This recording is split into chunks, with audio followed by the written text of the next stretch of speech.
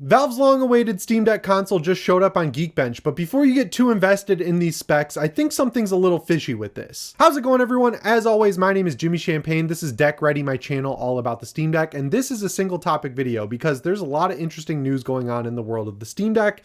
My watch was too loose, so I gotta fix it really quick. Okay, I mentioned it in a few videos, but I brought back my horror news channel, and I've got a full breakdown about IllFonic and Gun Media's Halloween game over there on the channel, and it actually is linked in the description this time. Thanks for reminding me on the last video. But let's get rolling on this, because something that started out really simple got really interesting really quickly. So I was scrolling through Twitter looking for news stories for a video, and I saw a tweet from Sadly It's Bradley saying that the Valve Fremont machine, which is the code name for the SteamOS console, showed up on Geekbench with a full spec breakdown. And when I say full spec breakdown, I mean full spec breakdown. It's using an AMD CPU with the iGPU taken out of it. It's got a dedicated HDMI port, which should help with connecting it to a TV or monitor. And the reason that they'd remove the iGPU from the CPU is because it also has a dedicated GPU. And if you've ever built a PC before, I'm sure you've been in this situation where when you get everything all tied up and put together, you plug it in and you get the low resolution image on your TV and you can't figure it out. Then you realize it's because you're using the HDMI port on the motherboard and not the GPU. So by stripping the iGPU out of the CPU entirely, they can dedicate its resources entirely to being a CPU, and they can make sure that doesn't happen. So when I saw I was using a dedicated GPU, obviously I was stoked, because if you've watched my videos where I say what I want or predict what could be in this thing, I've been pretty clear that I want a dedicated GPU, because while APUs are cool and I like the tech that's involved with them,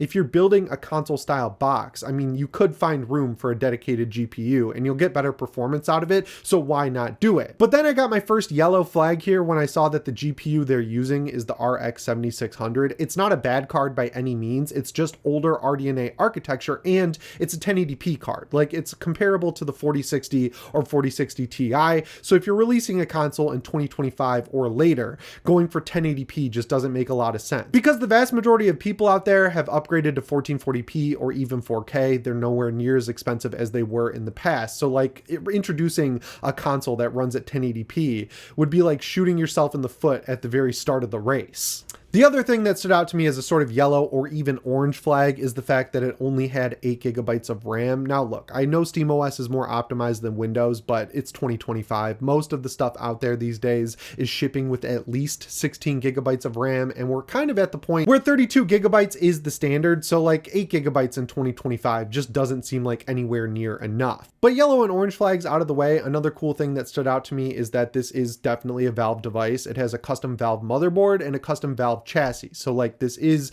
going to cram everything into a console style box. So I was all ready to record a video. This sounds awesome. The fact that it used the Fremont code name, which is what we've been seeing leaked over and over again, got me really excited to record a video, but I just couldn't shake that feeling that something was off. So I texted Tom from Moore's Law is Dead, and he basically confirmed all of my suspicions. The fact that the GPU is using a much older RDNA technology just doesn't make sense. It becomes cost prohibitive is the way he put it, to use that old technology when RDNA 5 or even UDNA, which is RDNA 6, is becoming available very soon and is much better performing than older RDNA, to the point where it's more cost effective to use a newer GPU. And that theory of it being an older prototype, like a few years old at least, really stood out to me, because that's where I was already heading. Because if you haven't noticed, Valve has had a hardware leaking problem lately. First of all, the prototype Steam Deck got out there, was sold on eBay for like $3,000. Then there was a desktop machine that was supposed to allegedly launch with the Valve Index and be a perfect machine to play VR games on,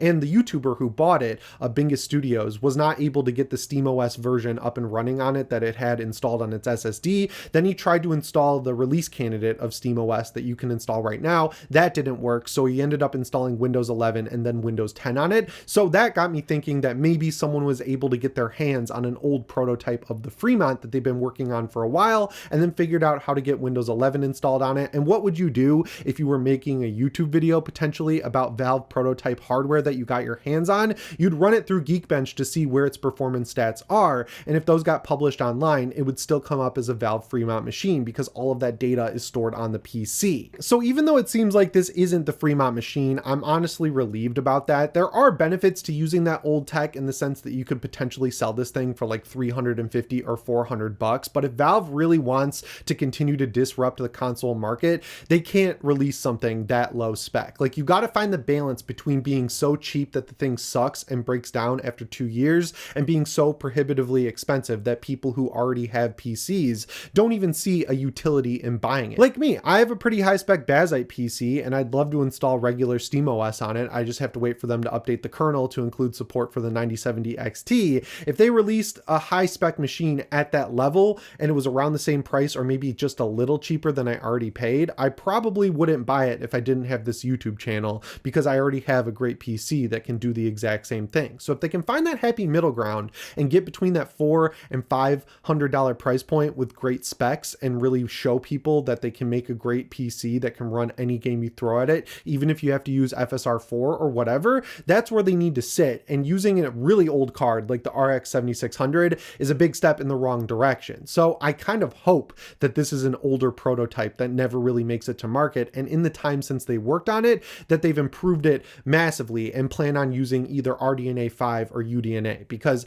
I don't even know what RDNA the 9070 XT is. I'm blown away by this card. I've mentioned it a few times in videos, but like, the performance I'm getting for the price I paid for this card is absolutely insane. Like, I paid the price for this card of a PS5 Pro and I am running laps around laps around laps around the performance my PS5 Pro has gotten me, to the point where like, I'm kind of bummed that I bought a PS5 Pro. The other silver lining here is that it's clear they're still working on this concept, because if you go through, sadly, it's Bradley's Twitter, it's clear they're still updating the IBEX controller. They have multiple controllers in the works because of the Deckard headset. It needs its own controller. The IBEX controller is the Steam controller too. And if you haven't seen the leaks on that, it's essentially like if you just took the screen off of a Steam Deck and mashed the controllers together and then welded them together down the middle and did it a lot more elegantly, and probably never made the Steam Deck from the start. Like, you just made the controller, but kept all the buttons in place, like the gyro aiming, the back paddles, the touch pads, the start select, the Steam button, the sticks, the D-pad, everything that's on the Steam Deck currently made it over except the screen and the parts that make it a Steam Deck. But I kept reading through his Twitter and he seemed very definitive when he said that Valve plans to announce this stuff all at the same time. So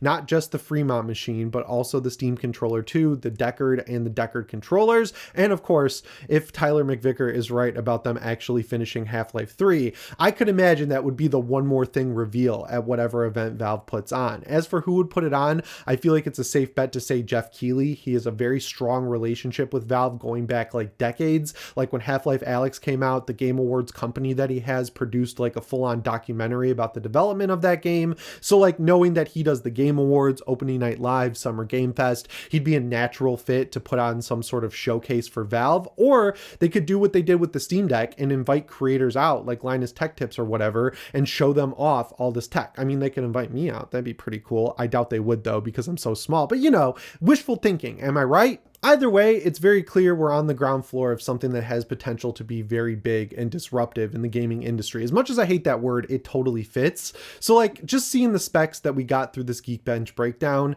I don't think it's real, and I'm kind of glad that I don't think it's real, because it just doesn't seem like it's going for the throat in the right way. Like, you got to find that perfect balance where you get better performance than you're paying for. Like, they could do what they did with the Steam Deck and subsidize a little bit of the cost to get it at a very aggressive price point. And then when you get it and realize that it performs better than what you thought it would, you're going to love that thing. I didn't know anything about AMD GPUs. I've always had NVIDIA GPUs. I don't really have affinity for GPUs, but I now have an affinity for this 9070 XT, because for the price I got it for, again, it is outperforming my wildest imagination. Like, every game I've thrown at it has either been able to do 1440p 120, 1440p with ray tracing 60. I barely have to use FSR. It barely heats up, and I just threw it in that Bazzite computer I already had. So things are just really good in AMD land. Somehow, some way, someone at Valve got their hands on this in a storage closet, booted it up, and ran Geekbench. That just doesn't seem plausible to me. Like, they're a pretty tight-lipped company outside of, you know,